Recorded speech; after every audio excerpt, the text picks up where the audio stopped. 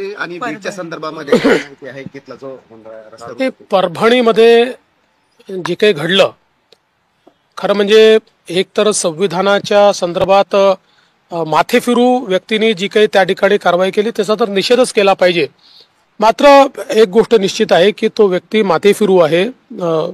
एक प्रकारे ज्याला आपण ज्याच्यावर मनोरुग्ण म्हणतो अशा प्रकारचा मनोरुग्ण आहे आणि त्याला लगेच अटक झाली. अटक झाल्यानंतर इतक्या मोठ्या प्रमाणात हिंसा होणं हे काही योग्य नाही आहे.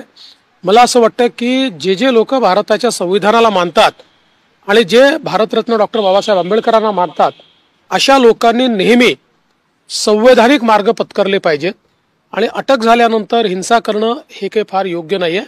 तथापि आता तिथे शांतता आहे आणि भविष्यातही शांतता राहावी असा आमचा प्रयत्न आहे. महाराष्ट्राचे गृहमंत्री तुम्हीच असणार.